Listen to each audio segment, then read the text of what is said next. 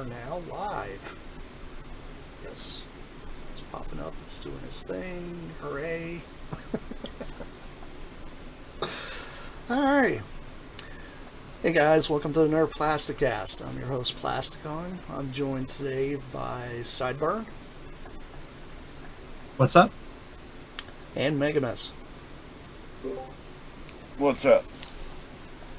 And today we are going to be talking about selling, show event stuff, things like that. Kind of a continuation of a earlier thing we had. Since Brett was out of town, he had a chance to unload some stuff from what I heard. So you want to elaborate on what all went on and how that went? I sold a lot of stuff. That was it. No kidding. Yeah, I decided to go to a show, and I took a bunch of product that it's been sitting on since 2016. I just haven't had the space and everything to take it to shows. So this stuff was just sitting. So I decided, well, I'm going to take it to this show, and I thought, you know what? I'm not going to change the prices. So I left everything priced at 2016 shows. And I went up with, I think it was seven or eight totes. Uh-huh. And I came back with a half a tote. Nice. So it's always a definitely good. A lot. It's always a good feeling to be able to unload some of that surplus, especially whenever you have so much of it, and it's so hard to go through it all for such a long time. You know. Yes. So, did you sell the insane reflector? I was going to ask him that question if you didn't. I did. Nice. I did. Did they try to offer you more for it, knowing that they were like, that's stupid cheap? No, actually, the first day, no one bought it. Wow. Did anyone try to haggle it down? That would be the real kicker. So basically, what it was is someone came up and picked up like 10 things, like 3 or 4 box G1s, some loose ones, and that. And so I made them a good price for everything and let it walk out the door. Nice. So how do you feel after unloading 5.5 totes of stuff? Better. I still have more to go through. I mean, I probably could load. I went up with 2 SUVs loaded, and I came back with one that I could like lay down in the back and go to sleep if I wanted to. It was that light. Nice. That's including like 2 tables, 2 shelves, and like our bags and everything. So I could do it again. I mean, I just had so much stuff. And then the thing I'm most proud of is usually when I go to the shows, I come back with, like a tote or something full of stuff that I bought and everything. And what I did is they had an exclusive figure that they gave to each vendor, and I got that. And then they had 2 custom class figures. I got those. And then basically the only thing I got was they had show pins. I got those. They had 2 exclusive comics. I got those. And then on Friday, they had room-to-room sales. And I bought a comic. And then there was a guy that had the, what's that called? Compendium? Okay, yeah. Yeah, I know what you're talking about. Compendium? Compendium. of G1 Transformers, and I've been meaning to pick that up. Well, he had it for $15 under what the cost was. And even though the cover wasn't the one I wanted one to read anyway. So I grabbed that. And that's literally all I bought. Not that there wasn't a whole lot of stuff, but I kind of just was like, this was a purge show, you know. Let's just reduce and regroup and move on. So how long did it take you to get those, to figure out what totes you were going to take? Like when you were going through like your inventory of stuff, like how long did that take you? Well, so all those totes have been sitting in the garage like they were. And I literally just started opening up a tote and went, yeah, this is G1, let's take it. Yeah, this is G1, let's take it. There's 2 display cases. They have G1s in. Let's take those. Loaded up the first SUV. Then the second one, I'm like, I've got 4,000 G1 parts. And so I loaded all that up. And surprisingly, how everything got started was I had the front of my booth all had 3 totes of loose complete G1s. And I mean, I'll be honest with you, a dealer came up and made me an offer for all 3 totes. So I'm like, here you go.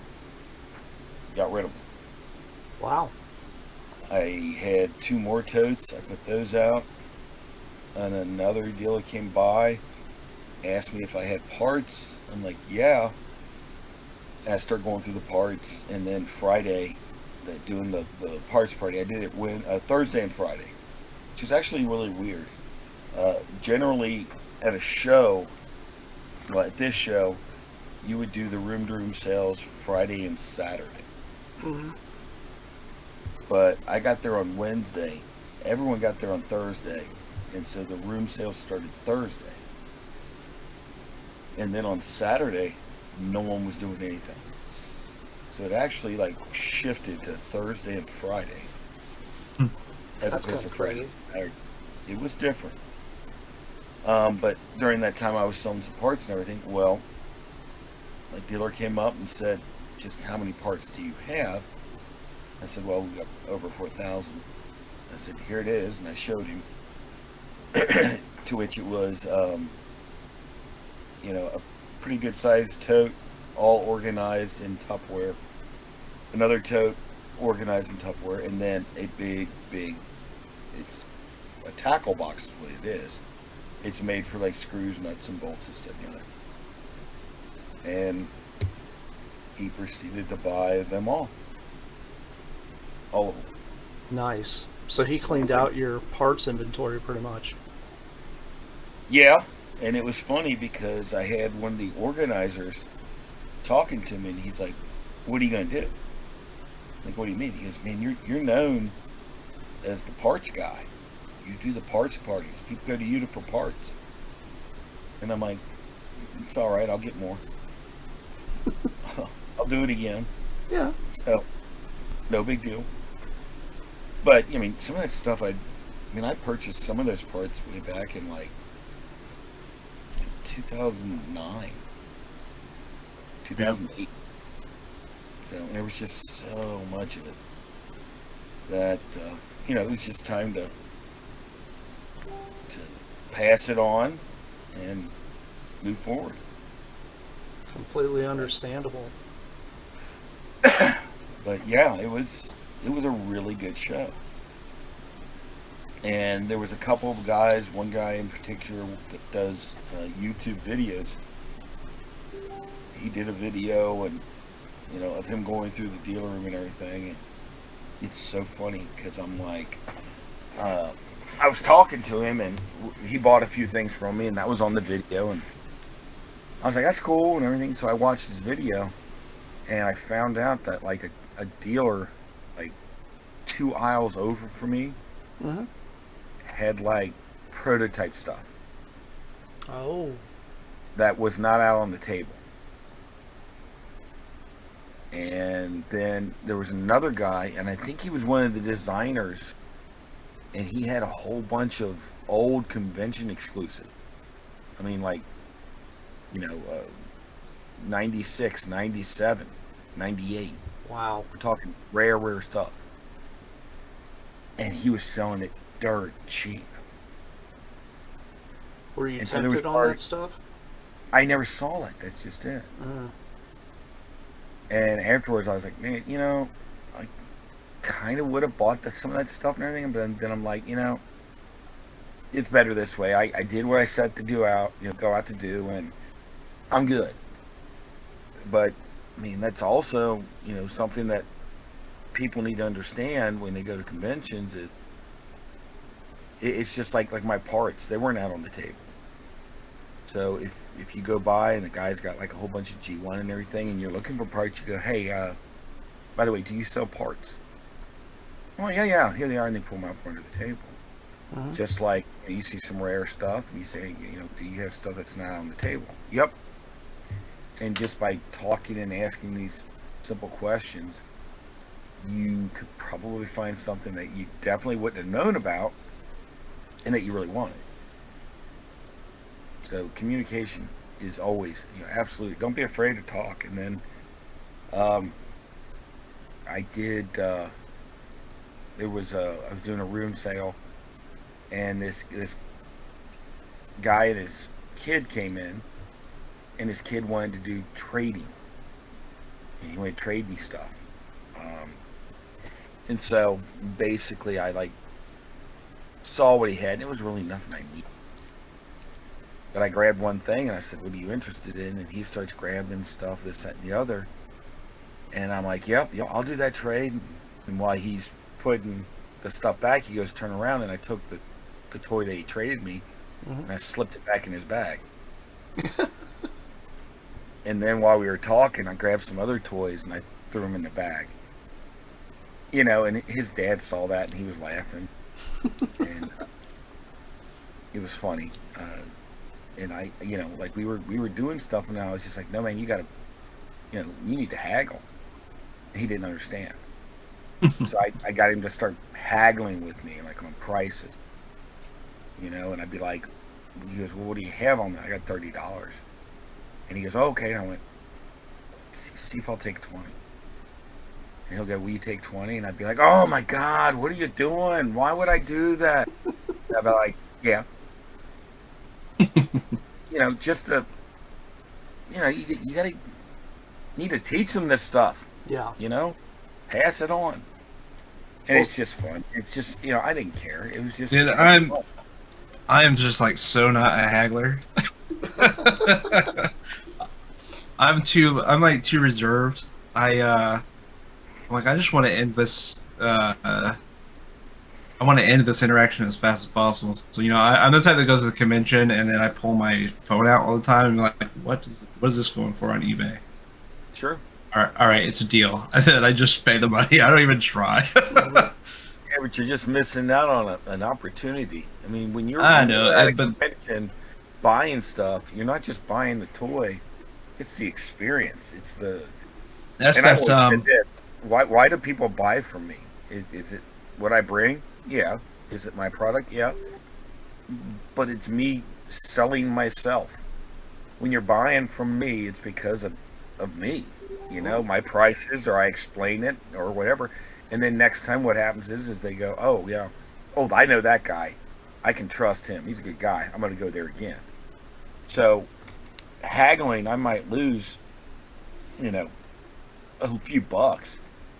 But if I make you happy, and then all of a sudden you keep coming back to me, overall, I mean, that's worth way more than a few bucks to me. That's very true. Like, I've always said this. The big thing is I love it. Everyone's like, I can't believe they offered me. I'm so insulted. Like, why? Well, I mean, $100 toy, and he offered me $30. I'm like, okay, so you're insulted because he offered you money. How? You can't insult me with money. If you're trying to give me money, I'm not insulted. I'm either going to say, yeah, or I'm going to say, can't do that. You can't insult someone with money. Yeah, You just can't. Sorry. So, it's very true. and I expect people to haggle. I do. Heck yeah. If I could go to McDonald's and haggle, I would. Trust me. I think we all would if we had the opportunity to walk into any kind of retail store and haggle down how much money it costs for like a bottle of soda or anything like that nowadays, because it's kind of crazy. But yeah, when it comes to the toys and just the interaction of people, like you're saying, Brett, I mean, you pretty much made a kid's day for that weekend, and he'll remember that. And little things like that really kind of helps just the community itself grow, and it also helps sellers connect, with not just their customers, sometimes with other sellers, and sometimes beyond. I mean, you've had opportunities to do so many different things doing all these events and these sales and such, and you've met so many different people from just doing this.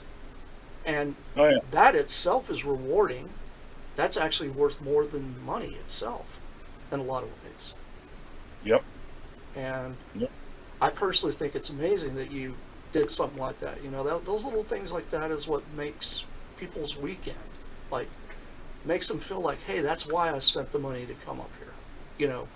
When I had to save my money or whatever for the year just for this one event, because I think that's what people don't understand is if you're going to conventions, some people lock down on one or two conventions that they'll go to that have the time off to go do.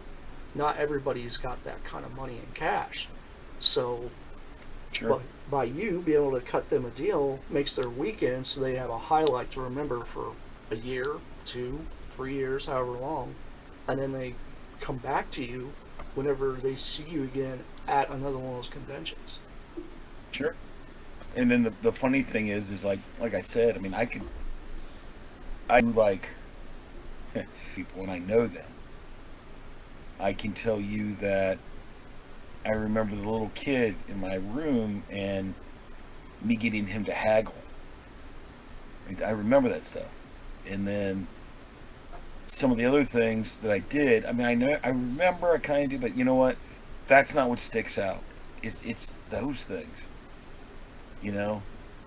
Just that kid, just kind of timid, just like ready to, whatever I said, I've got the money, I'll do it. And then when I talked to him about haggling, you guys dad over there smiling because he knew, and then my buddy who knows me, he knew, and I'm just like, nah, man, you gotta haggle. And I remember him doing it, and I'm like, that's cool. I like that. That stuff I'll remember. Now, you ask me 2-3 years from now, where'd you get that comic from? I don't know, convention or something. But I'm going to remember that interaction. Yeah. That's the stuff you remember. That is the stuff. And, I mean, really, when it comes to how much time and effort goes into it and how tired you are after coming back from it all, that's the stuff you reflect on. Yeah, I mean, I can tell you that like 3 days before I left for the show, I'm sorry, 2 days, I went to the chiropractor and I was getting my back adjusted because I've been having bad pain radiating down my leg. And then from Wednesday to Sunday, doing nothing but carrying stuff, walking, standing. Yeah, I was in a lot of pain. It's a lot. It's a lot of walking. And this was like the biggest dealer room I've ever seen, that they've ever had. It's not like a San Diego Comic-Con or anything like that, but it was huge. And so then, you have not only standing the whole time, but, you get tired and, I got to walk. And so someone would watch your booth and you'd walk the room, or you'd walk to get coffee, or, like for me, go back to the hotel room and get some ibuprofen And it's in the hotel is like across the street and everything. So there was a lot of walking, but it was a great venue. That was the other thing I liked is there was a burger place that was on the back end of the hotel. You know, $6 burger, which I mean, it is what it is. $6 burger, $4 fry, $10 you get a meal. That might sound expensive, but in an inner Con city, food is no, con food is ridiculous usually. So it's just I expensive. I, I would kill to spend $10 when I go to conventions Right. here in Florida. It's like, you know, they have the place that's set up inside the convention, and you'll spend like $10 for like a microwave pizza, or Right. $12 for like a microwave pizza. It's Right. like, this is ridiculous. But also like a block away there was a Taco Bell. 2 blocks away there was a McDonald's. You know, and that's something I do when I go to conventions. I try not to stick with the food that I can get around here. I want to try something different. You know, so I mean, this place was called the Burger Bar, and they specialized in burgers. And so like I ate there like twice, and then on like the last day, it was just like we don't really want to go out to eat. We just need fast. And I went back there again. And I went, oh, they have all beef hot dogs, and they have a gourmet hot dog. And, it's on a sourdough piece of bread that they fold over, and it was so good. You know, and it was like I think it was $5. You know, for a gourmet hot dog, and I'm not talking like a little bitty Conn's hot dog. It was like what you got at a ball field. Like a brat almost. Yeah, yeah, it was so good, and I mean, so the location was good. It was like 3.5 hour drive for us, so the drive wasn't that bad, and the turnout was just amazing, amazing. I can't wait to hear what the attendance was like.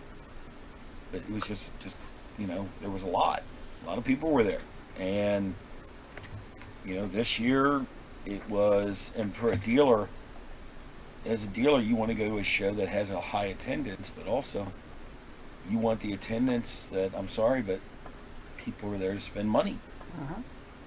not just a window shop, and they did this year. They did. If you had the right prices, um, it sold. And that's the weird thing about conventions, in my opinion, dealers. It's the dealers that go there and they give conventions a bad name when they try and get 10% over eBay prices because it's right there. They'll pay more because it's impulse. It's right here. And I'm kind of like, well, if you were going to take and put it on eBay and get X amount of dollars, all right, well, you're technically only getting about 70 to 75% of that money because all the fees and everything. Why not just cut the chase, put it at 80%, you're good. You give someone a deal, you make your money, and you move on. Yeah. And there are some that do that. And I also see the same people packing the truck up with the same stuff they came there with, so it kind of defeats the purpose. That's very true. I want to say, like, there's been at least a good couple conventions I went to where I saw that people had went to just like the local Walmarts and stuff like that and snagged up like all the figures they could just to turn it back around and sell them at the con and Yep. jack the price up on them. And it's like, these are retail figures that are currently on the shelf right now, and you're charging another $7-8 over what the price normally is. Like, come on. We know you didn't like get like a case of those from BBTS or something, and now you're just trying to get rid of whatever. Like, no. Like, I don't know. Like, I've always thought that was kind of, I don't know. It just doesn't feel right when people do that kind of thing. I get why they do it, but I don't know. Yeah, I'm just like, and come I on. can tell you that it was a not a 4-pack, but 4 individual figures from Entertainment Earth. Okay, and I wound up with 3 figures I didn't want, just so I could get that 4th figure that I couldn't find. And so then I figured out, well, how much should I pay with shipping? I'm about to be like $80. Mm-hmm. Okay, so I've got like $20 each in them, and I don't want these other 3 figures, so I put them out for $20. Got rid of them. So essentially, I got the figure I wanted for $20. I didn't go and put $40 and $50 each on them, trying to make bank and get my figure for free. Yeah. And I mean, you could do that. And the other thing is, if those figures are no longer available, okay, I get it. That's when the price goes up. I mean, it's supply and demand, so it is what it is. I'm not saying that I'm 100%. I don't try and make money, because I do. Mm-hmm. So I get that portion, but I'm not gonna go to Walmart on the way to the show, buy figures that are at the show or on retail, put them on my booth and jack the price up just to make some money. Yeah, because I've seen There has that. to be a reason. I can understand the person that goes into Walmart. It's like, okay, say back when the Cosmos was such a hard one to find, going into Walmarts and stuff and snagging that to bring that to the show because it's harder to find because it's short pack. But when you're going in and you're grabbing a bunch of like the Gamer Edition Optimist, it's a dime a dozen. Just to turn our back around, throwing her $6-7 on the tag that you already paid for on it is kind of, I don't know. To me, it kind of defeats the purpose at that point. Yeah. Now, I mean, some of the I don't know. things- Someone needs to get those Optimists off the shelf. Okay. Someone you needs to guys- buy them. what you Buy do- those things. What you guys do is you send me a few of them, and I'll customize them and make them like really cool. I actually thought about doing a full cell shading one, so just send them to me, and I'll do some cool stuff with them. So. Oh, I will say this Bring 'em much, to me. and yes, I am guilty of this, and there's a reason. Like if I, last summer I went to Ross or Ollie's or whatever, and I grabbed a figure for, let's say, $20. And this year I know they're going for 30. I might put 35 on. And you're like, oh my God, you're scalping. No, because I want you to haggle. Hey, if it got to Ross, no one wanted it. It's not scalping. That's I get it, but I mean, there was one year where I got. Oh, what was Ross it? gets some stuff. I don't know why. It seems like Yeah. But there was I got Masterpiece Grimlock. yeah, there was several times where Or Ross. like especially the MPM stuff Mhm. went to like straight to outlet for some reason, or it's like it was barely in, like, because I think that was always carried by Target. It was like barely in Target, and then it went to outlet, and it was like everyone was searching for it because I think it was Megatron. I remember Megatron in particular. Mhm. Everyone was searching for it because you could get it for like $30 or something like that. Right, but even Wild. Triptychon Yeah. was at Ollie's. Stacks of them. I never wanted. It's like what was hot. You wait a few months, and then oh my God, it's at Ollie's. So I mean the whole thing with conventions to me is if it's like a retail figure that you've seen or maybe it had been out maybe about a year and a half before or something like that you missed, I can see maybe trying to snag that at a convention. But like current stuff is kind of silly. I personally am one of these kind of people, if I go to conventions, I'm always looking for the things I can't find anywhere else. Sure. That's I mean, the like I point said- of going to conventions to me. Right. I said I bought a Transformer right here on my desk, and it was the Cybertronian mode wheeljack. The one that turns into the box car, so you can put Bumblebee in the back and all that. Yeah. Yeah. And I paid $40. Why? I could never find it. I couldn't find it. And 40, I was like, that's fair. I'll do that. So, I mean, There's a new version of that coming out, I think, isn't there? I think they're doing some 4-packs. I know there's a new 4-pack with another headmaster in it, and I'm trying to remember who all was in it, but that looked good. But I think there's going to be. I wouldn't be surprised if they took all the Cybertronian modes that they've done, and either do a 2 or a 4-pack and just do like they've been doing the battle damage, or Battle damage, or cell shade them, or right. I mean, because I don't know about you, but like I didn't buy them, but I remember when Ratchet came out, and it was like I guess it was a studio series, and it looked good. And then all of a sudden they came out with another one with him in a 2-pack that was battle damaged. And I'm like, man, that one looks so much better. If I had bought the first one, I'd be kind of ticked. Mm-hmm. That I bought that, and now this one looks so much better. So what do? Do you wait and see if they repaint it, do this, that, and the other? I don't know. Do I wait? Hey, I waited on the missing link. I don't know. It's a gamble. It's always a gamble. I waited on the missing link Bumblebee and Cliffjumper that everyone kept saying wouldn't get anime versions. Oh, and then they got anime versions. Yeah. Such a good figure. I'm still And saying, I was looking for the Sunstreaker at the show. And of course, it's still not out yet. I'm still sitting there waiting to see if they'll do a G2 version of them, because I want a gold Bumblebee that's all shiny back metal. Come on. That's missing link, please. Yeah, I'm in on the missing. I'm in on the missing link stuff for the Toon Decos. See, I like the G1. I like the toy accurate ones. So I just don't have a connection. I don't have a connection to the toys in particular. But I've watched through the show, and I do think it's cool. I mean, I have most of these already, also in reissues. There's been a dozen Keychain Bumblebee reissues and a dozen Optimus Prime reissues. But having them with articulation, sort of bumps up that kind of coolness factor.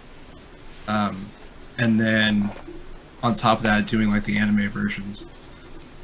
Because I think they did. There was something recently about one of the next ones being like Ironhide.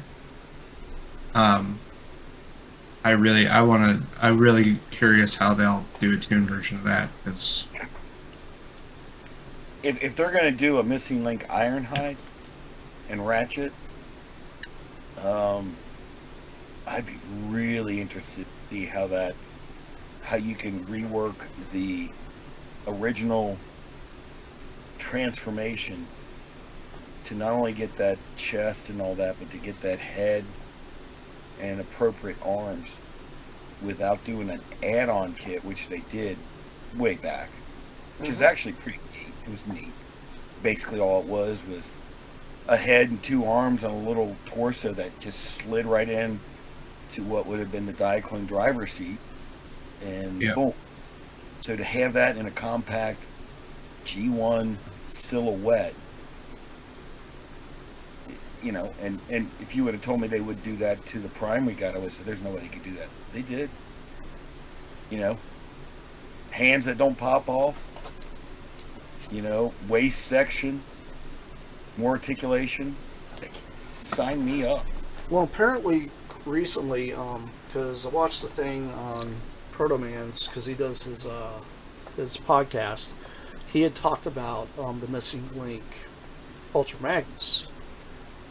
In the comic book, they're hinting to the Battle Buggy, because they actually have the Battle Buggy as a character in the comic. And if nobody's familiar with the Battle Buggy, that's this tiny little car thing that would have came with a Diaclone powered convoy version of Ultra Magnus. And he's blue in the comic book. So it'd be interesting to see them include that in with a articulated version of Ultra Magnus that's G1. I mean, if anybody didn't know how that Battle Buggy worked, it basically was a parts warmer. So it's kind of cool. And I think it's a missing link. It really pulls into the missing link thing, because not many people have actually played with a battle buggy. Like, that's a really rare item to even get your hands on, because it came packaged in like a little separate box, sitting in the trailer on the powered convoy whenever you actually saw it in the box. It's kind of box within a box thing, which is kind of cool. And Brett, I'm sure you've messed with the battle buggy before. I have 4 of them. Let's see. Well, I had. I'm down to 3. Because I had to have one for each box version I have, and then one lives. So, yeah, it's neat. And yeah, it had a little white box with the silhouette of the battle buggy on it, and then you just slid it in there, and it actually slid in where like cars would go in transport mode, and then that goes into the styrofoam, which is essentially a G1 Ultra Magnet styrofoam. You slid it in the box, and that's how it's sold. Mm-hmm. I'd be really interested to see how they're going to do that one. Yeah, because I mean, it was. Are they going to make it one toy, or a toy with an exosuit, like the original? Be interesting to see. Yeah, I'm not really sure how they're going to pull off this Ultra Magnus, and seeing a battle buggy. I mean, even if they don't even make that battle buggy articulated, it'd just be nuts. If they do make it articulated, how the heck they're going to do that, I don't know, because of how it transforms. But that one. yeah, That one's more easier in my mind to figure out the actual transformation of the cab and the power armor. mm-hmm. One piece. I mean, I know they did it with a newer version of Ultra Magnus with white cab folded in, and then the trailer combined, but it never moved. Right. This, do it right, you would have to have a trailer and a cab that could swivel just like the G1 did, and could still not parts transform, because that's what he is. Well, see, Robot and armor. The only thing I can think of, because the Missing Link Optimus has a waist swivel, and Yes. I'm like, they would have to make it so the design of the trailer portion is kind of 2 pieces that would like clip on over him, so that way he could actually have a waist swivel, because the original is just one big solid brick, you know. So I'm not really sure how they're going to pull this off. The Yeah. fists I could see, because how they retracted into the arms. I could see them having like a flip out gimmick or something like that, so he kind of flips around for the fists. I mean, they could. I guess it depends on how much they want to make it seem like the original, but they could, rid Ultra Magnus the whole trailer, right? Have it separate into like 3 pieces. I mean, I guess it could. You know. I mean, just because they're doing the Missing Link doesn't mean it still doesn't have to be a robot in armor. The whole idea is that it has more articulation. And if you're doing that, if you can figure out how to do that armor, where you have individual legs, amazing. Yeah, especially for it to hold its own weight up and not want to fall Sure. over or anything. It's That's mean, true. the design of that toy itself is just kind of crazy, and I'm just like, how do you do a that? brick. Because it's literally like a panel. Like the whole face of him is nothing but a huge panel. Yeah, So- it's just a big brick. So how do you sculpt a brick into being articulated? I don't know. Good luck. It's probably why they haven't done it just yet. I'm sure I wouldn't be surprised they're working on it. Like, it kind of makes sense to hit all the ones that you look at them and you immediately understand how they're going to do it, right? Like, you look at, Sunstreaker, you're like, I know how they're going to articulate that. You look at, I'm sure Sideswipe's going to come. You know how they're going to articulate Sideswipe. So. Yeah, I think Wheeljack would be an interesting one, but I like all the mini bots. Yeah, I could. But then there's things like, how did they missing link the Seekers? Their design is so, because it like that whole cavity that the whole entire thing swings through it's basically the thing that gives that entire figure rigidity is it being a brick because the whole nose cone area swivels in the middle of the figure, so it's And the fact that there wasn't. the fists are parts formed. I don't know how they would do, because the arms, the way the arms have to swing out. If Well- they do kind of, what was it that was it the Robot Masters version that they did, where they kind of tried to do a G1 thing where the fists came out, but it didn't turn out that great.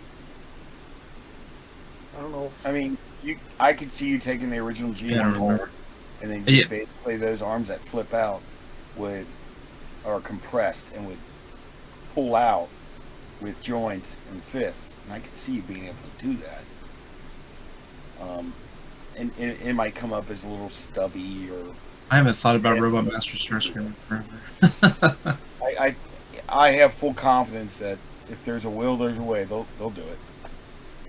Oh yeah, there's just certain ones I'm just sitting there thinking in my head. I'm like, okay, if they're planning on tackling Ultra Magnus, like, okay, cool. Yeah, I guess The Robot Dinobots Masters would be did easy. do it. Huh? I said Robot Masters did pull that off. I forgot about Robot Masters Starscream. I think that's the first one that actually even pulled off that gimmick, like the correct way. Because we didn't really get anything that was like that before that. Because along with the Ironhide rumor, there was a rumor about a Decepticon, and if they're It's got to be Soundwave. Soundwave or That's the easy way of doing it. yeah. That wouldn't be that difficult. To me, that would just be just how much articulation are you going to put in it? Yeah, Soundwave, That thing be like crazy articulated. Shockwave, those two are easy ones. Megatron maybe would be easy, but Megatron has the whole You're gun never going to problem. see that mode Yeah. again. Yeah. I mean, I could see in Japan them getting away with it over there, but not over here. I don't know. I'm seeing those laws go globally. Mm. So I mean, I don't Japan know. has a really big like airsoft is huge in Japan. Like most of your high-end airsoft guns come from Japan. Kind of that's how they do guns over in Japan, is airsoft guns. Yeah. But we have our laws are for toys are much stricter. they are, And but that's why your laws in airsoft general guns are all yeah. over going up. That's what I'm saying. No. Yeah. I think what will really stop that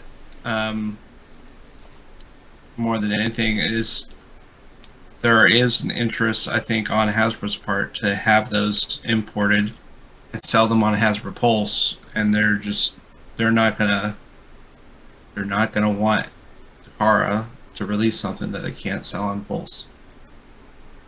I mean, to be 'Cause, honest, I I mean, could see, how much has Takara come out with that it hasn't gone up on Pulse? I really you know, think at the same time. Galvatron would probably get made before Megatron would, because it's really. Now they could pull an RC, and I sort of floated this idea when I was talking with someone about Ironhide, is they could pull an RC and make something that is like G1 but fits into today's toy. They could do a G1 Tank Megatron and make it feel like a G1 toy, but I don't know if there's a market for that. I'm sure there's for some. For me, I wouldn't care for it, but I understand why. Because I'd still want that original.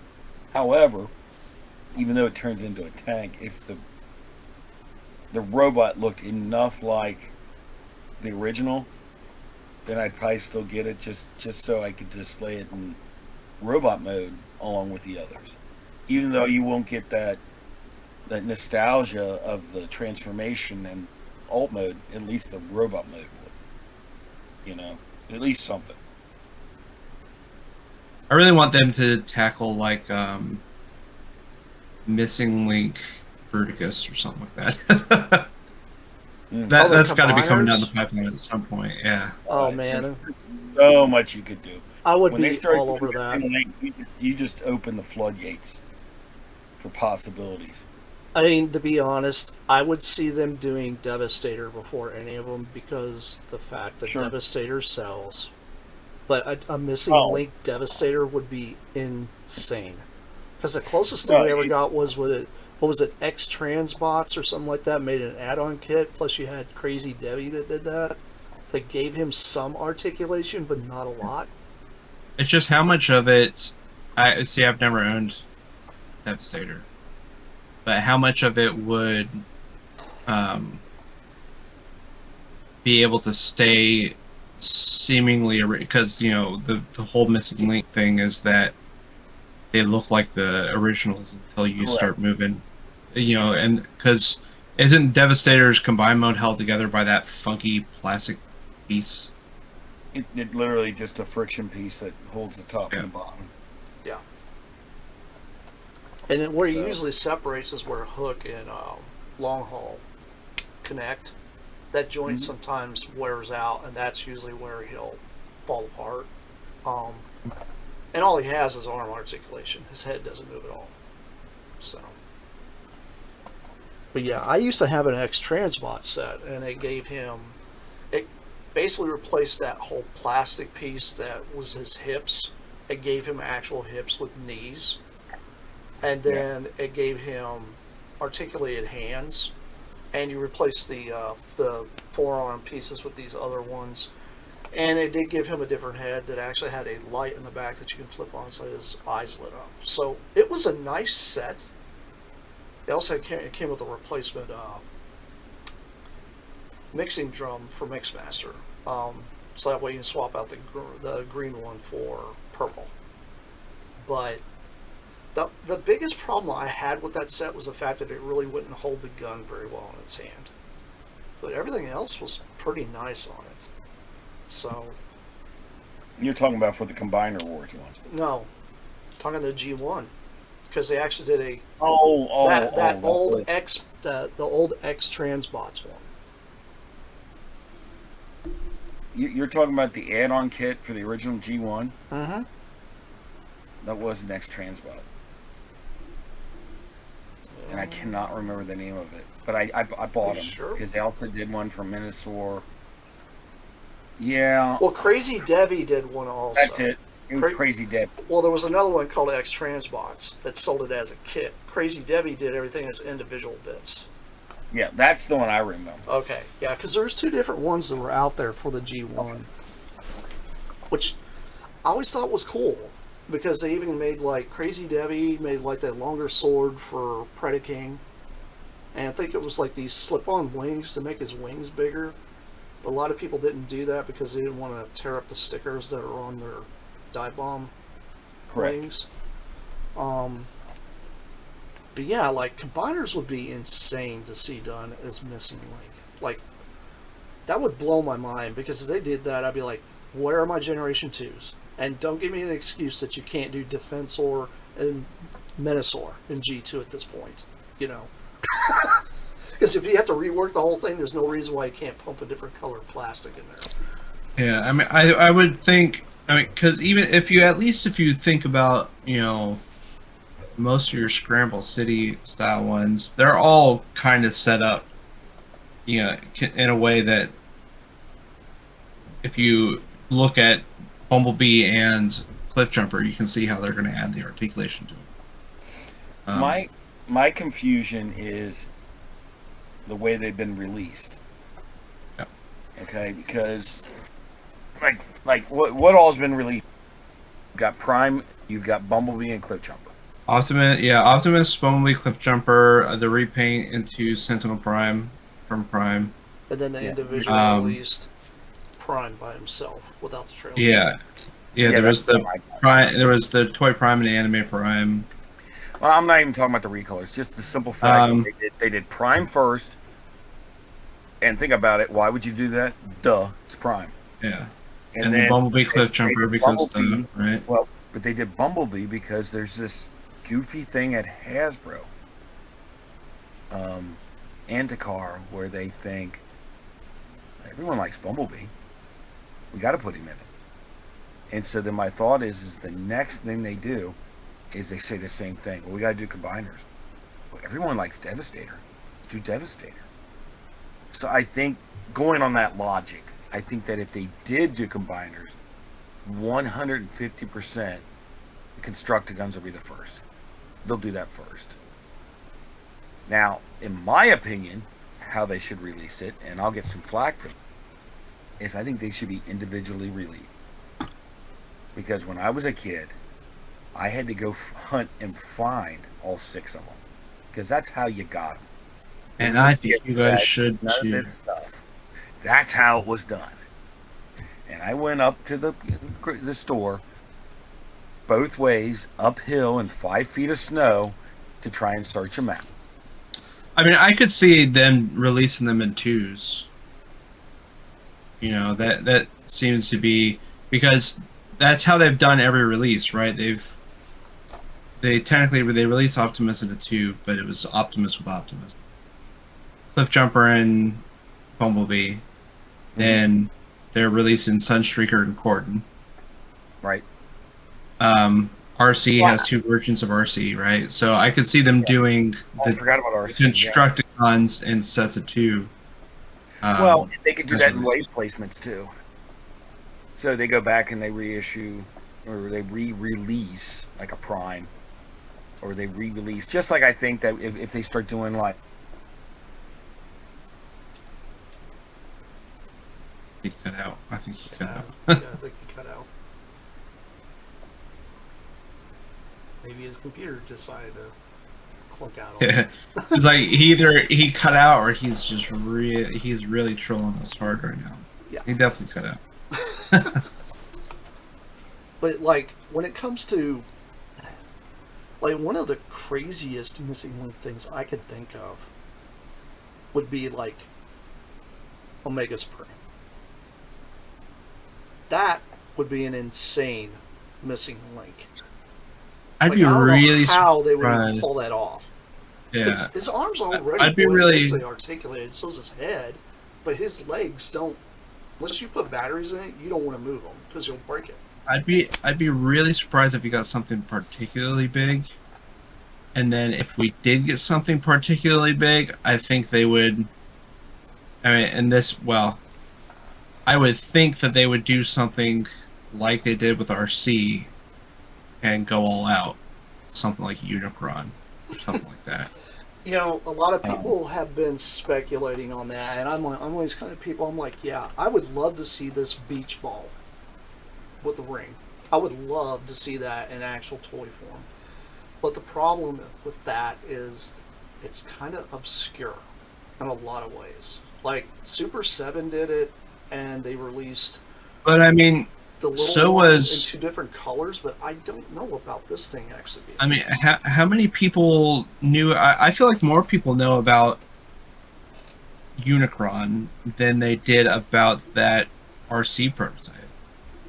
Because that RC prototype was in like one picture book or one source book or something like that once, right? Yeah.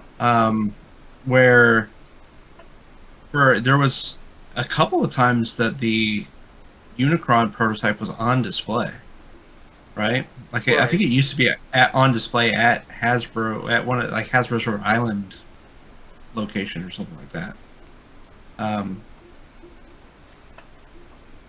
So I mean, at least from my perspective, I knew about Unicron well before I ever knew about RC, and RC was something I sort of learned about from like TF Wiki, right?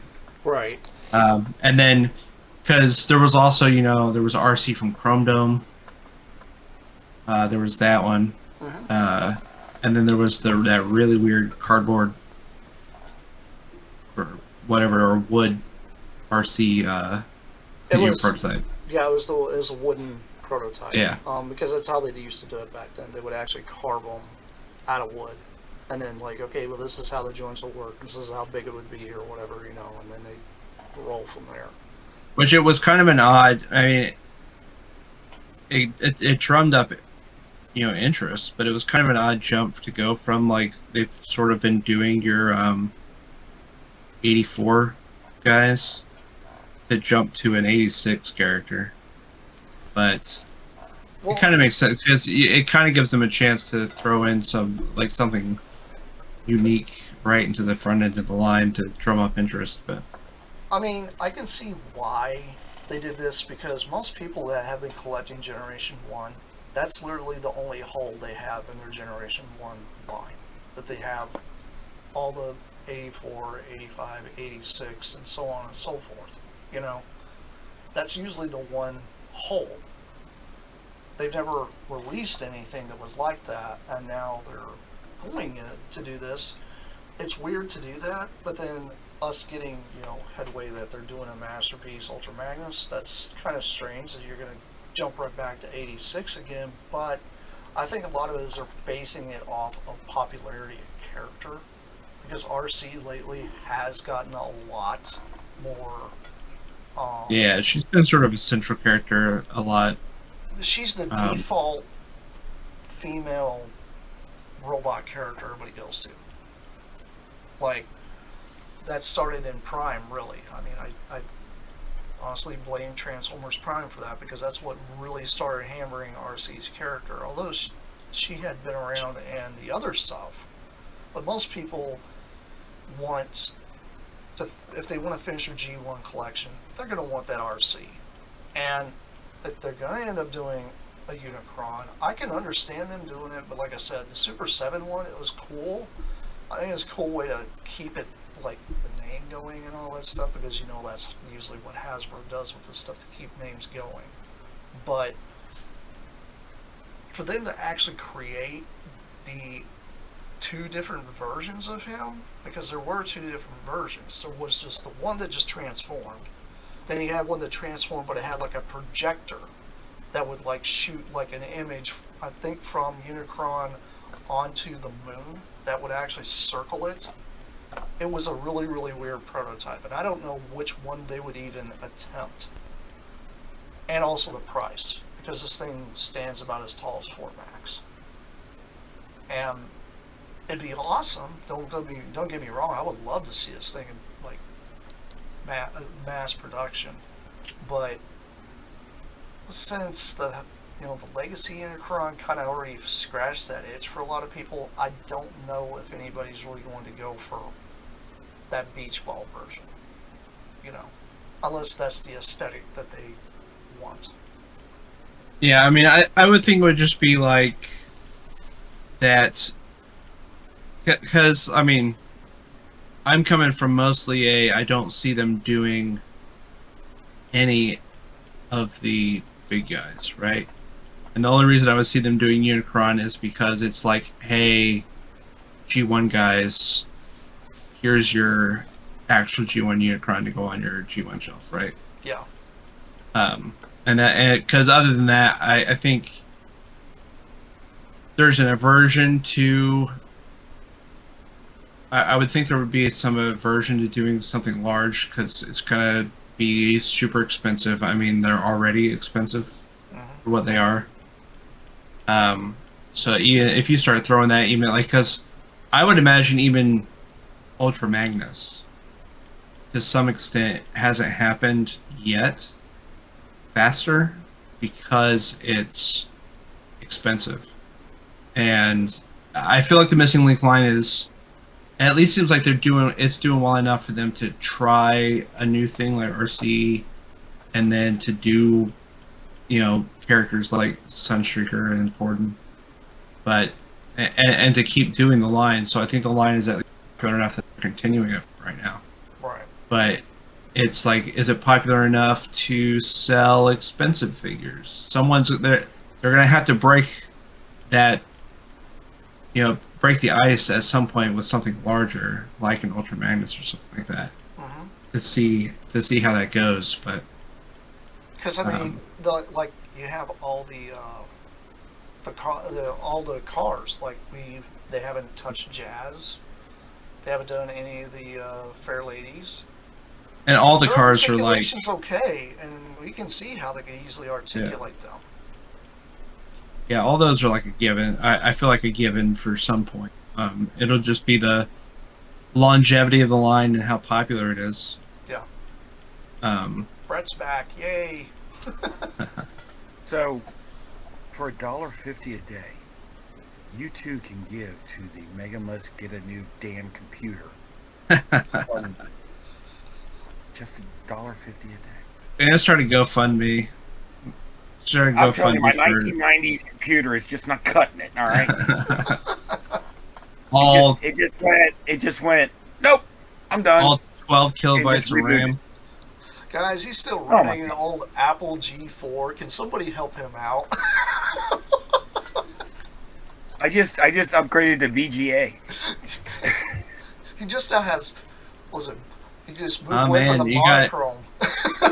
Yeah, up from 600 by 400 to 900 by.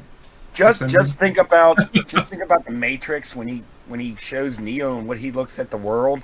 That's what my screen looks like. Imagine all trying just to search command a The keyboard random like numbers this. and green writing. That's why he had such a hard time getting into Discord. Is it's just command prompts. It's just a green screen with text. It takes me forever. Load, shift, backspace. So which one were you talking about while I was in, limbo? We're talking We about just the missing link stuff. Yeah. Really. went off on Missing Link. We were kind of speculating on if they ever did a large transformer, what they would do, or if they would ever do it, and if they break the ice with something larger like Ultra Magnus. Oh no, I'm thinking you want to do something large. Omega Supreme. There you go. Yeah, I Jason mentioned that one. Yeah, well, think about it. Missing link Omega Supreme. How would that work? If with even adding It would still have to be parts for me. It would have to be. Yeah. Like his upper body already kind of has pretty good articulation, except for I mean, honestly, yeah, his upper body's fine. It's just his legs, really.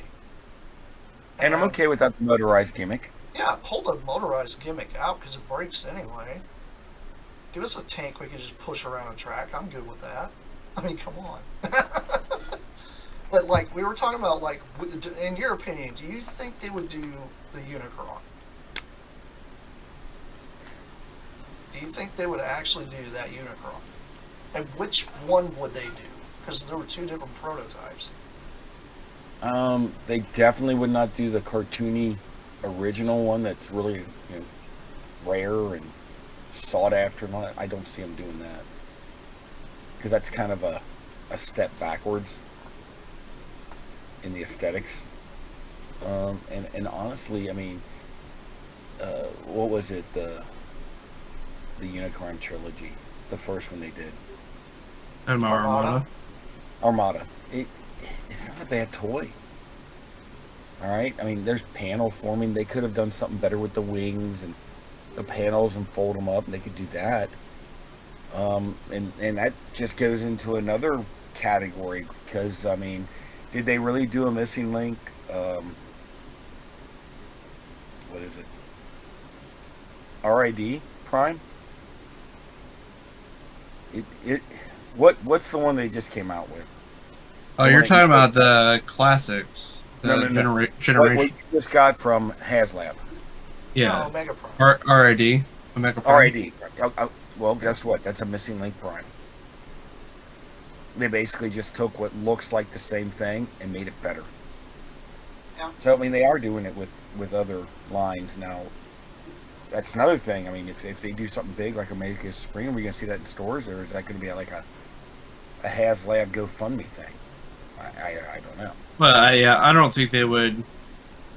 I don't think they would HasLab Missing Link. Missing Link has been sort of Takara led, right? Their Japanese packaging, Right, released in you America know in what I'm like saying. that slip They're case. kind of doing it under a different banner, but essentially you're getting the same thing. You're getting the same look of a toy, only better. To a degree, because with Generations, it's like it's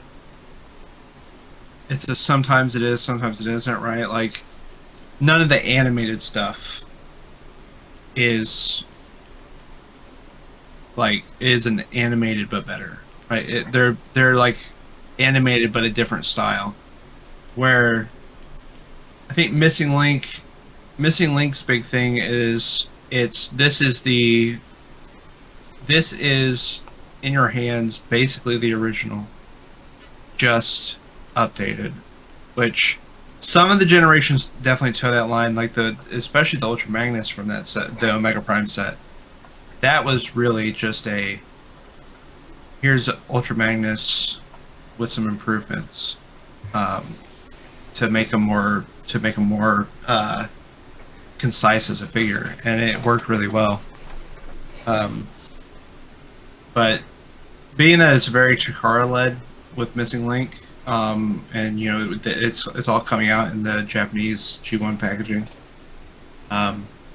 with all the good styrofoam inserts and all that stuff. I don't think we'd see HasLab ever do that. I don't know if there's. It's hard to say if there's a market for that in the HasLab or in the HasLab case. I mean, I think definitely that HasLab will try and dip in their toe in the water to see if this one would actually get funded, and it did, like a lot. So I don't think they're opposed to reaching outside that comfort zone of the Japanese lore, the G1 lore, which is what they were doing up to that point. And so I think you've definitely opened the door to other series. You know what I mean? Yeah. I think the first ones they kind of did like they did with Star Wars, and we're gonna focus here, but let's make it a little different, and then you get the what was the name of the Mandalorian ship? I mean, that was something relatively new. It wasn't the 1980s, 1990s. It came later, and Raven's Crest, and it did really well. So I think they're trying to, let's see if it works with Transformers. We'll just throw this out and see what it does. And it did really well. As a matter of fact, I'm pretty sure that one was funded more than any of the others. Oh yeah, it was. I believe it was the most successful Transformers. So now they're saying that, okay, we respect people that are G1ers, but we need to start broadening that, because G1ers we are limiting, we're phasing ourselves out. So. Yeah, I mean, I don't think Generations has been doing. I mean, even with the other HasLabs, I mean, it's mostly been obscurities that, someone might want in their Generations collection, but they wouldn't sell it at retail. Like, how many people really know about Star Saber? How many people really know about, Lio Kaiser, right? Death Stars. Yeah.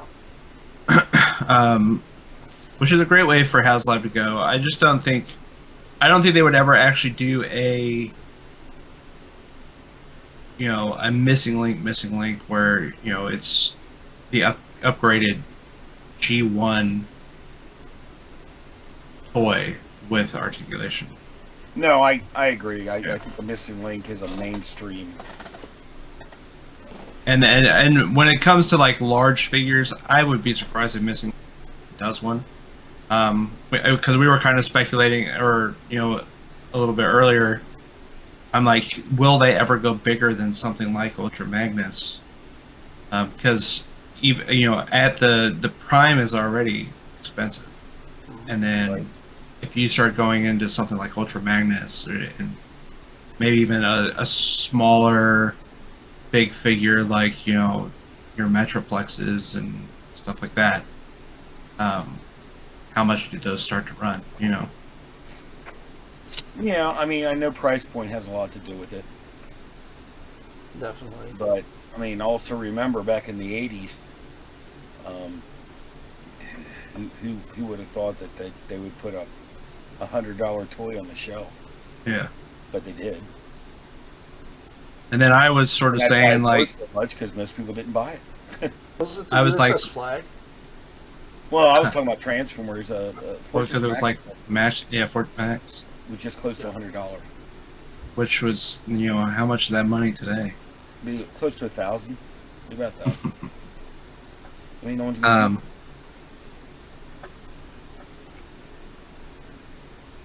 I mean, people were buying Castle Grayskull versus Fort Max. But they were buying, was it what was out other than the USS Flag at the time for Joe that most people probably got? Yeah, the Defiant. The Yeah. Defiant was really expensive. Defiant was probably about $75-$80. Yeah. Flag was definitely 100, and so But most I know parents for me, wouldn't. I can tell you this much, and this just kind of put things in perspective. I remember when the Millennium Falcon first came out, and I wanted it for Christmas, and it was like $35 or whatever. Well, guess what? That was the only present I got that year for Christmas, just because that was expensive. Mhm. They got it. My parents got it for me, but I get socks and stuff like that afterwards because that was it. You could get a land speeder, an X-wing, and some figures for the price of this one figure or this toy, because it was not only a spaceship, it was considered at the time a playset, Yeah. and that was they it's just the marketing for it, and it was expensive. To me, I think out of like all the old vintage Kenner Star Wars stuff, to me it's probably the best one of all of them because it was a playset and it also was a spaceship and it just gave you a place to even store your figures. There were so many uses with that versus And it was so prominent in the first movie. yeah. That was the whole idea. It was so prominent. I remember when the Death Star came out, and I got that the following year, but I was like, yeah, this is pretty neat, but I don't remember seeing this in the movie. I don't remember seeing that in the movie. I kind of know what this is, but they kind of took all the scenes and lumped them together to make it work, which is fine. But when you got the Millennium Falcon, you're like, this is just like what I thought it was going to be. Mhm. You know? And Same thing with the Star Destroyer. all right, but the funny thing was with the Millennium Falcon, which I don't know, I guarantee I'm not the only one, but if you looked at the inside of that and you saw the cardboard background because you only used a third of the ship as play space, the rest of it you housed the mechanism and it was just hollow space. But if you looked at that, there was one section that showed a corridor going through the cardboard. And then that's when your imagination goes, what's back there? What was that? I'm going to recreate that in my mind and that's where the fun began. Mm-hmm. And this is before, I mean, you can go online now. There's technical manuals that tell you what every inch of that thing should have been and what it did. Blah, Yeah, blah. I grew up in that then, age where they imagine- released. I grew up in the age where every Scholastic book fair had, those books with all the schematics and cutaways of all the ships from every single Right. Star Wars property movie that all, ever all we existed. had all we had was a piece of cardboard and your imagination, and that's what you got. So, Yep. G.I. Joe kind of broke that though because they gave you like blueprints for your vehicles and told you every little thing they did, and I don't think there was Yeah. very many places where they put a sticker like a corridor or anything like that in it that I remember for anything at Joe. I'm thinking. I don't think there is. No, that was mostly just this is it. Yeah, it's a vehicle. It's a playset. It's a Your playset tactical vehicle. battle platform, your USS Flag, your Terradrome. They were kind of like, this is it. And you just went with that. Mm-hmm. Which, oddly enough, I people have made similarities to it, and I agree. But you can't not tell me that the Terradrome wasn't somehow influenced by the Death Star I can see it was. playset. Because the way it was like, because each area was kind of like a wedge. It was a section. A Yeah. whole section. Everything was And if you look at the sections. Death Star, okay, you had the top level was one thing. Okay, that's where the big Death Star ray came from. The next one was like a command center. And then all of a sudden they had this trap door, which was never in there. It was actually a separate corridor that they fell from the detention center into the trash compactor. But they got that in there. And then they lumped it all together with this big elevator. And what's on the back side of it? Oh, the tractor generator, which is what Ben Kenobi had to deactivate. Mm-hmm. So they took all these things and kind of lumped it together. And then if you look at the Terradrome, they have little sections that were just kind of like lumped together so that you could reenact certain things. They weren't really next to each other, but they were on the toy. Mm-hmm. But, it was... And I got that vibe from that. Yeah. Yeah, I see your point on that, because that makes 100% sense when you think of it that way. Because the thing is, with Transformers, the only real vintage playset we got, well, other than the Stars Command Center things that you had to mail away, was that the Activity Center, which wasn't even made by Hasbro. It was made by wasn't it called Warden or something like that? It's the cardboard thing, that big, huge cardboard playset. I've got it. I'm not sure. I mean, for me, by the time I That's all was we growing got. up, by the time I was growing up, playsets were more something for like micro machines, right? Mm-hmm. There was those two playsets that came out in Beast Wars, but I believe they were made by the Micro Machines guys, and it was like, you had the figures that were like literally this big, and the whole playset was like a whale that was like the size of a potato. I have both of those. I need to get the all this playset talk reminded me that I at some point need to hunt down the Beast Wars second like spaceship playset that was like that with the little miniatures. Oh, But- Oh, yeah. Yep. Yeah. I also need a Niagara Falls base, so but That well, there is the was it the Micro Machines Arachnia playset? yeah, I have that one in Yeah, the it in the Universe. whatever Yeah. the name of the Yeah, whale they had one the is. orchid, and the orchid and the black. Well, it was orchid and a So spider. what you're referring to is this, but it's Yeah, red. that one. Yeah, for Beast Wars. I salvaged this. This is my arc now. Yeah. Yeah, Beast Wars in Beast Wars Second, they released that with a bunch of little microfigures. Yeah, they're like little rubber PVC figures, aren't they? Little erasers. Yeah, I think Yeah. so. They're like the decoys. Yeah. Yeah. Yeah, they were a little different because the Beast Wars ones were like they would fold in half, like they had like waist articulation, let them sit and things, and that was sort of the big thing at the time. I remember there was like a whole line of like aliens and vehicles and stuff like that. I remember me and my brother were so huge into those things, but we only got like a few sets. Then there was the whole Micro Machines, like we had the tiny little cars and stuff like that, right? Yeah. That was sort of the big in the '90s. The micro playsets. I don't remember anything that was even comparable to something like the Millennium Falcon or anything like that. No, not while I was growing up. Maybe something like Batman had some stuff like that. Batman might have had some like playsets, but Oh, Batman, I think the playset they had back then was like the Wayne Manor that opened up, and then it had like the Batcave in it or something. I feel like the animated series had a like Batmobile that opened up The Batmobile. Yeah. to also be a playset too.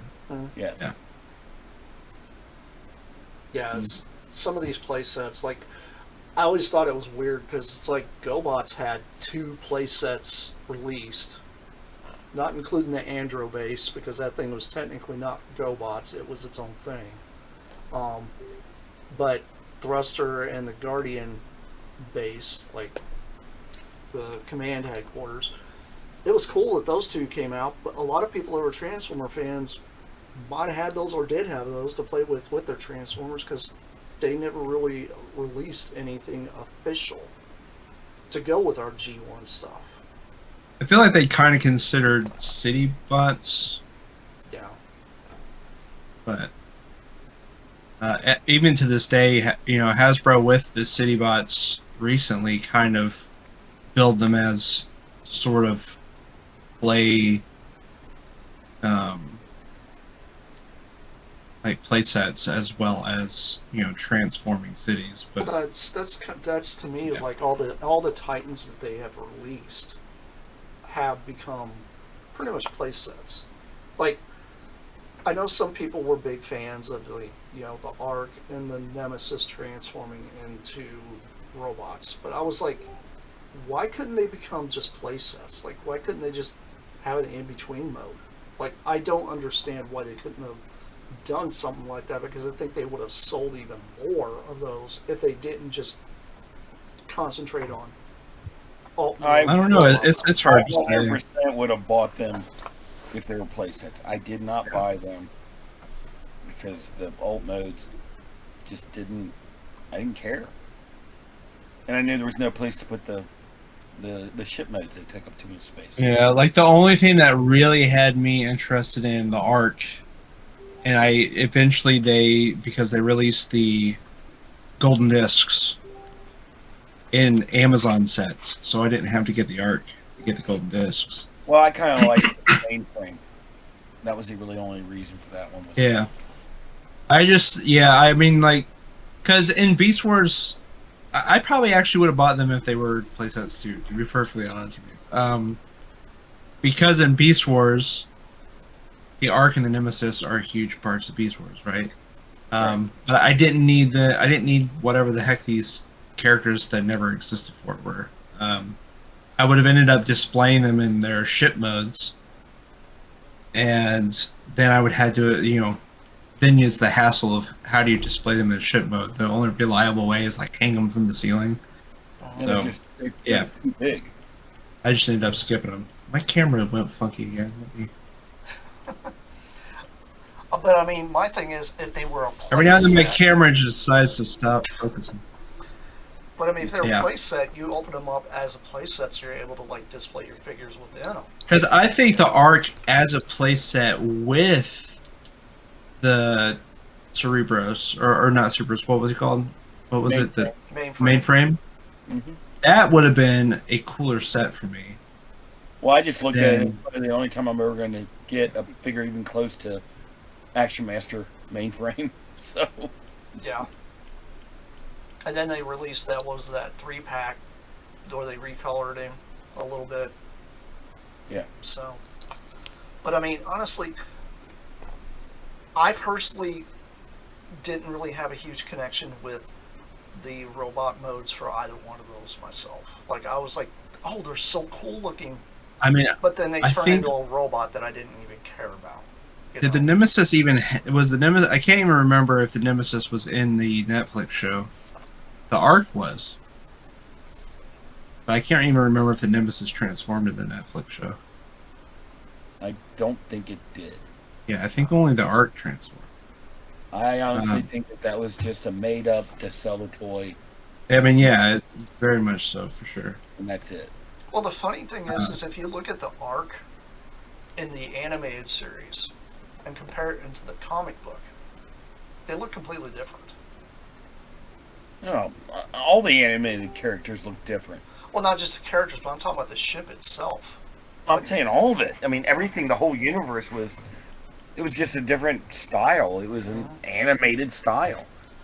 They're more bloaty, they're more rounded, it made no sense how they transformed. Didn't matter. They just kind of squished and popped out a robot, or squished and popped out a vehicle mode.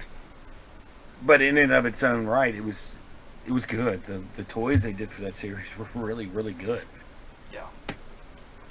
I still want them. I would love for HasLab to do, because I think this is the only way we get it, to do an animated Omega Scream. Absolutely. I want Omega Supreme that turns into the Arc. And you know what I want? Grandis. Yeah, that One chubby little panel, grin. one panel in a comic, one little second at a cartoon. I I'm like, I'm sold.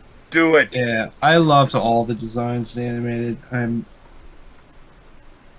Um, it is I had to like I'm not exactly disappointed in the Generations animated figures. It's kind of interesting seeing them in a kind of different style. Like still holding on to some of that animated identity, but like a style characters. But I was a little disappointed that they didn't just do 100% animated style with those characters. Just because there are things like I don't know if there's any actual problems with it, but like the gimmick in Optimus Prime, the transforming gimmick on that animated Optimus Prime, I've always been worried break. I already have like the auto transforming gimmicks and the Seekers have You're stopped talking about working. Yeah. the spinning action. Yeah, the spinning action. Yeah, it was so bad. But I like the auto transforming in the Seekers has already started going bad on line. It was like such a unfortunate like 'cause I love the anime. And some of the ones that abandoned some of that stuff because it came out in that unfortunate time of the first movie and Automorph, and so a lot of those initial anime figures have Automorph features in them. And if we know anything about Automorph, it's that it all breaks. It just all breaks. So a lot of those figures, I would love if, I would have wanted the Generations line because a lot of the Generations line has been sort of like Brett was saying earlier, kind of a missing link, like the Armada stuff. Yeah. Armada stuff is like what everyone would have wanted Armada to be if they could go back in time. Articulated, really nice figures instead of all the gimmicks that were built into it. And I was kind of hoping they would have done that. We need mini cons. Come on. I would have loved for them to have done that. And then you could like Bumblebee. They did. You could give me another 10 colors of Bumblebee, and my butt's gonna buy them. I'm really surprised. I don't know if the Hasbro team realizes or recognizes the absolute insane fervor the Micron guys have for mini-cons. Like, well, it's just like how many years did it take before they realized that you could take the same Seeker and just change the colors? Change the colors. Well, we've done all the colors. Okay, do like sub-colors, and people will buy them. And it wasn't until FunPub convinced them to do the Rainmakers. And once they did that, they were like, oh, yeah, we can sell these. And then what happened? Then just flip over to Star Wars. How many astromech droids are there? And they keep making them because people are going to buy them. It's the same thing. Mm-hmm. What do you do? How do you justify it? Troop build. Troop build. All right, fair enough. Well, there's people. People do the same thing with even with that G1 Optimus Prime mold. Like some people will continue to buy that same toy over and over and over again because it's a different color. You can tell me that anytime they do a toy, they don't go, all right, so how many repaints or recolors can we do? Oh, they definitely do, yeah. Absolutely. I had to talk myself down off the ledge of troop building the Autobot and Decepticon drone they came out with for the Gamer series for the War for Cybertron stuff. Yeah. I was like, I'm gonna have to buy at least 3 of them, and maybe I'll pick up more as I see them. And then I was like, wait a second, I don't need to do that. I don't do that. Don't do that to yourself. Well, just look at Beast Machines. Okay, some of the harder ones were to find were the tank drone, the cycle drone, because there were people that were buying multiples, and they were easy to troop build. And they did the I want the jet drone. Yeah. I need Hasbro. Don't be cowards. We need Generations Beast machines. Yeah, I'm sure they're watching. We need that. We need representations of them that aren't. I mean, the Beast Wars, the Beast Machines figures are wacky and weird, but we need like real representations of the characters. Hey, look, I just want them to make a black Arachnia that's going to stand on her own 2 feet, tippy toes. Yep. And a motorcycle that just stands on one wheel. You make that happen without a stand, and I think you're golden. It'll have like a flat spot on the bottom of the motorcycle wheel, so that way it can stand. I don't care. It's better than It'll have something flip out. Yeah. So what did they do? They knew that they couldn't do it, so they separate and made these feet that were never in the show, and you're like, what is that? It just needs to like have a section that flips out to make a flat section, right? Well, yeah, I was thinking they can make the wheel pop in make half, they fold in, pull it 2 pieces, they close it together, and then damn, look, it stands. Yeah, I mean, I think Hasbro today would solve that problem without giving everything legs, because they gave all the vehicles legs. Yeah.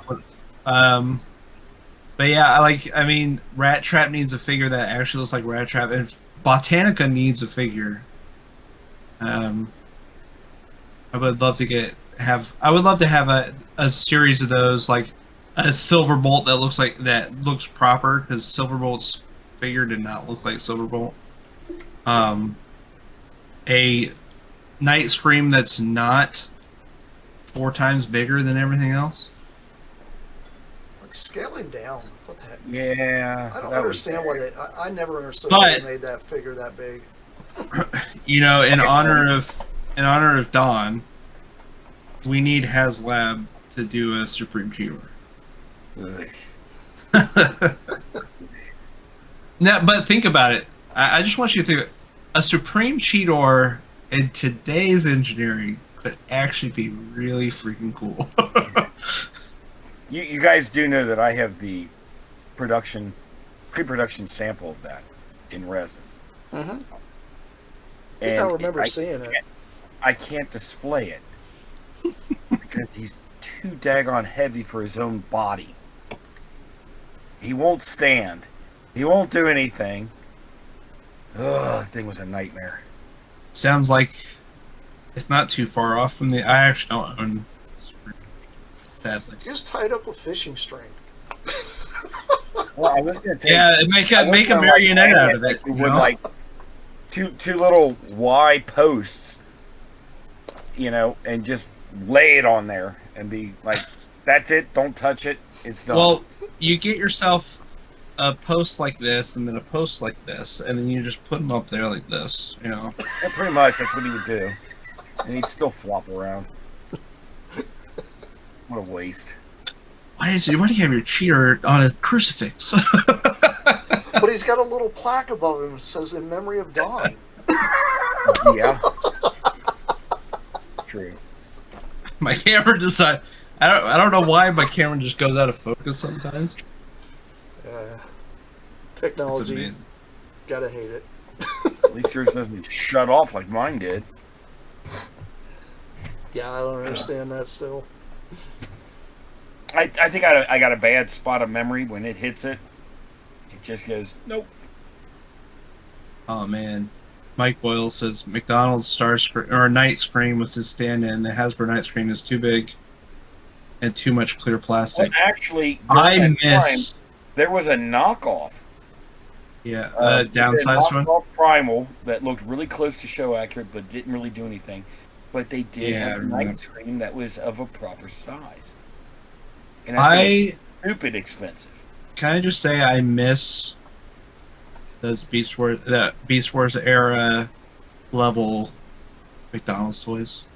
Yeah. Those were so good. I have most of those. I still need but I have most of them. I love those things. Those things are a big part of my childhood. At the show over the weekend, someone actually had the Rallies Optimus Prime. Oh wow. I've seen one of. I don't know if I've ever seen that. I got a It question. literally just is an Optimus Prime little non-transforming brick, Do but you, it's super hard to find. or have you ran across the Dairy Queen Optimus Prime?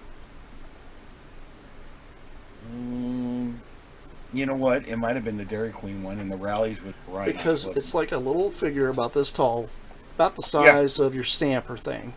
It came with a it was sticker really- sheet, but it has a Generation 2 thing because it came out for G2. That might have been it. Maybe it was Dairy Queen, but that's the one I saw over the weekend. Yeah, that's one thing that has eluded me, and I can't seem to find one. And Well, I mean, he had it. It was $175, but yeah. yeah, they're expensive. But it's the only one I've seen. Yeah, I haven't. The Rally one, I think that was a Rhinox, or I think it was a Beast Wars one for Rallies. Mhm. So I got them backwards, sorry. That's okay. But yeah, There's so much of this stuff. How do we keep it all straight? Seriously, even the books can't even keep it straight. You guys know like so much more about this stuff than me, and then I'll go into like a different Discord that is like focused on Godzilla, but it has a section to talk about Transformers, and people are talking, and they're like, "What is this figure?" And I'll start typing a essay about what it is and all this stuff, and it's like I realize you guys have. I've been around for too long, and you guys have filled my brain with knowledge that no one else has. And they're like, "How do you know so much stuff?" And I'm like, oh, these idiots that I talk to. I know people. These nerds know this, and this is how I found out through this nerd. They filled me with knowledge I never would have known otherwise. Why do you do the show? All right, yeah, part of it is just to sometimes vent or whatever, give your opinion or whatever, but it's getting the knowledge out there. Absolutely, because we're not gonna be around forever, and this knowledge it's worthless, but it's worth something to somebody. If anything, You know. it's entertainment for people. Sure. Just like a Bugs Bunny cartoon. Yeah, but we're more of the 2000s Bugs Bunny, not the 80s when we could like hit each other with sledgehammers and stuff. Yeah, I know. What happened there? I miss Wile E. Coyote jumping on the back of a rocket and getting... Now, you like get some kid that wants to hit his brother with a mallet. I miss I was actually watching I was watching some Looney Tunes the other day because my nephew was over, and he's way too young to even pay attention to Looney Tunes, but my dad like switched it on to Looney Tunes because he found it on a channel that sold stuff, and I was like, watched it. It was like an episode with Elmer Fudd, so the whole entire episode I'm surprised that they even play reruns of this anymore. Yeah, but they mute a lot of stuff. They change stuff. I love I grew up on Looney Not Tunes. what so- it was, man. No, not at all. There's so many cartoons. Like, think about this. Toxic Crusaders from the 90s. Movie is not meant for kids. Borderline almost rated X. But yet they did toy lines. They did Every comic rated books. R. And then they turned around and made a cartoon. Like, what there was? Yeah. Yes. What was RoboCop, Terminator? Yeah. Like all these like rated R properties had toy lines. Well, Like, it's I funny. remember going and seeing all that stuff. You mentioned Toxic Avenger. Okay? Huh? That's what they're redoing. Oh, really? Yep. Thank you for, you know, those non-writing people out there come up with non-creative ideas to create something you that can come up with already an had been made. The idea and redo it. That's the thing, man. And then you just throw it under. It's not that I can't think of anything new. It's nostalgic. But is it? Look, Is it here's the really? thing. Is it No, really? guys. I want to apologize for my entire generation. Because we are the nostalgia generation. And we have made everything about remembering the things that we used to have as kids. Yeah, but the truth of the matter is you're the generation that can't think for themselves and just grabs the ideas from the past and rehashes. And Hey, don't blame me for that, okay? guys, before you start yelling, in a movie aspect, because that's what's going on. In the movies, they just keep rehashing the same. Even if you look at the new Star Wars stuff, it's rehashed. Oh and they man, go I mean, with that. I'm gonna be honest with you. I have gotten to the point where I have like existential dread when I know they're about to reference something. I'm just like, please don't. They did. But I'm going to do it anyway. They said the line. They made the callback. I'm like, Right. can we stop doing this? I mean, Oh, let- what that reminds me of is, I think it was the Family Guy, when they're watching a movie and the main character's getting ready to say a line that is the name of the movie, and he goes, "He's getting ready to say it. He's getting ready to say it." Yeah, he said it. He said it. Oh, it was what? It was Family Guy. What? It was the It was Superman 4: A Quest for Peace. Yeah. And he's like, he said it. Yeah. but you know what's great? Family The Guy has some fact good that gags. here in 2026, apparently we're supposed to be getting Spaceballs 2. Oh, don't get me started. And I can't wait to see them rag on everything that's been released, because the entire credit roll for that thing at the beginning literally rags on everything that's going on now. Please The thing destroy is- it. The thing is, you got a big milestone. Big milestone. Rick Moranis coming out of retirement, huge. Okay? But you have two of the main actors are not here anymore. So I think they will, but I hope they address that and not just not mention it. Oh, I'm You know? sure. I can Okay. tell you, with the writing that the original had, they are not going to screw up the writing. They know they can't, because the following You can't that just say- movie's had is You insane. can't just say that, Lone Star and Barf are just not there. You got to address it. You have to. Please, for the love of God, I hope they don't decide to use deep fake AI to create them. And don't do a Princess Leia. Don't. No. No. We don't need that. We don't need that deep fake AI. No. Just say they blew up on their journey wherever and just show the Winnebago crashing into something and be done Now, with it. my thing Something, is, I don't know. my thing is look, they paid off Pizza the Hut, and they bought a planet, and they're fine. When You do know? we get the Transformers crossover that is the transforming... Winnebago? No. Well, no.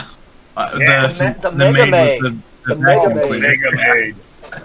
Or We're Mega gonna- Maid. Yeah, okay, so Hasbro, if you want to do anything right for once in your lifetime, please give us that damn toy. What's in your damn life? I don't know. I'm still waiting on the robot that turns into a building from Big. I'd buy that. See? And it doesn't do anything. It does nothing. It does this weird squeaking sound or something whenever he lets go of it, and it No, and it it goes. squishes. Yeah. Like a fart. We That's the didn't get stuff that we want. either. That's the stuff. Why do we want it? I don't know. We I want really it because don't it's know. funny. But I want it. Because I saw it on TV and went, I want that. You know, the first time I saw Spaceballs, it was like midnight, and I had just come home from paintball, and my brother was in there watching it, like just busting a gut, Giggling. and Gotta giggle. yeah. And I was so exhausted enough that it was the most hilarious thing I'd ever watched. I Yeah. love that movie so much. That movie is like iconic. Like, I just think the way they were able to pull that off, and George Lucas was like okay with it, was great. You know, Well, It's just like- he got George Lucas's permission ahead of time.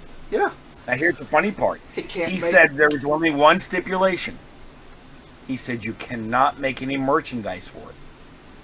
So then, thinking that, he rewrote the whole thing with yogurt, with him trying to sell merchandise because they can't.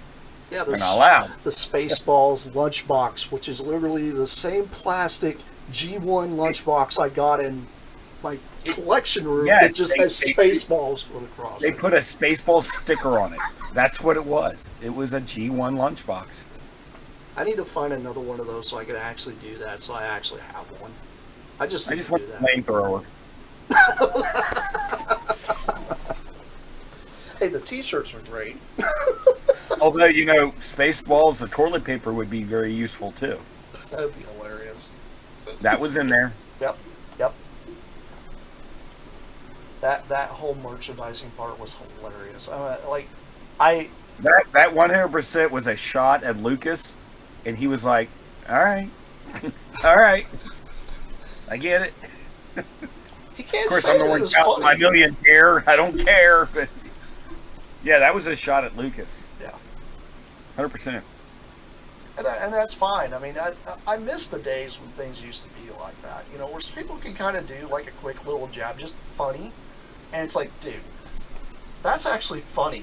I'm laughing about that because it's poking at me because that's just funny, you know. And I don't think people really need to loosen up with this stuff, man. It is, dude. Everything's PC, man. Yeah, I know, and it's ridiculous. Like, come on. Like, Never have you thought- not looked at the real state of the world? If they really looked at the real state of the world, I they'd never find out thought it I isn't would very go. easy. I never thought I'd go on a podcast and say the word pew, but I do. Pew, pew, pew. Pew. Not to Use. be mistaken with few. Because I just everybody figured loves out. few. Peppy. Nor a hard bench in church. Peppy the pew. Oh, he's not even like. Didn't they ban him too because of?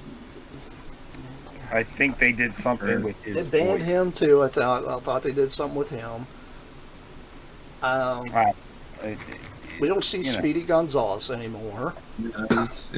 He's a no-go now too. Like, how many Hanna-Barbera characters like don't even exist anymore? Like, I mean, I guess all what of them. happened? Is somebody just like, I don't know, pulled the plug on Hanna-Barbera and it just sunk like the Titanic? Like, what? I can tell you that just about every background character in Tom and Jerry is gone. Yeah, Like any human, and Mhm. they're gone yeah. Like, because they were stereotypical at the time. All of it. You know, yeah. every. But anyway, It's that's a whole topic for some other time. But I mean, it's crazy. Like, the world we live in right now is crazy. But you know, well, I think we've gone a little far, just a little bit maybe. a Off little the edge. long. We're too far. I tired. Someone should do something about us for sure. Yeah. I think I should put myself to bed. That's my punishment. Well, I don't agree. hit yourself in the head doing it. I need a mallet. Pretty hard. Those old Pretty guys good Tom and Jerry, that's what you do. All you gotta do is run around the corner, make sure you have a rake, so that way that rake hits you right square between the eyes. Dude, that stuff's real. It happened. I've Truth, seen videos. Truth. That's the truth. That's Videos. when Tom and Jerry told me. You see I a did ring, that. you walk around. Videos. I did that in real life at least once. You didn't watch the Tom and Jerry video. I mean, I think as a like kid, I'm at waiting- one point, you do it on I'm purpose. waiting to see that bottle with the crossbones across it and go, you know what? Probably shouldn't drink that. You know, you have all these warning labels and everything. Morbid You just put curiosity. the skull and crossbones. I don't care what country you're from. You're gonna be like, that's not good. I don't know. There's a whole line of water that has a skull on it, so it's hard to say. There you go. There you go. Skull and crossbones, and all the X's and such. There you go. Yeah. Well, and then also, I mean, if you see a jug and it has 2 X's, it's gonna get you screwed up. Mm-hmm. Don't drink it. Just don't do it. Don't do it. Hey, a real quick at the end.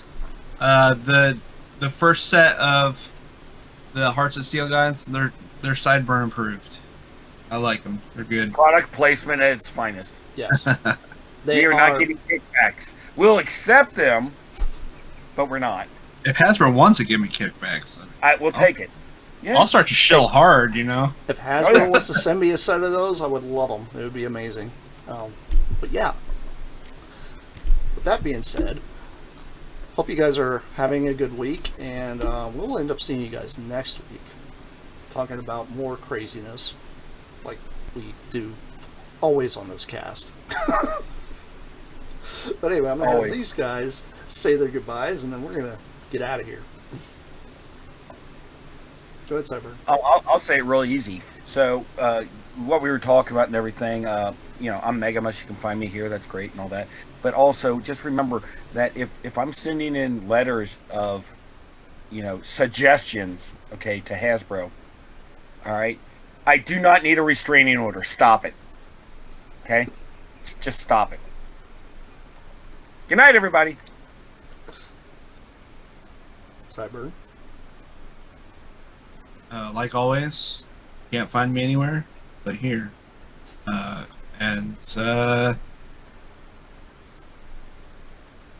HasLab Supreme Chewer. Yes. No restraining orders. No, none. Not on this channel. Alright, well, this is Plasticon, and we're signing off. We'll see you guys next week. Same bad time, same bad channel.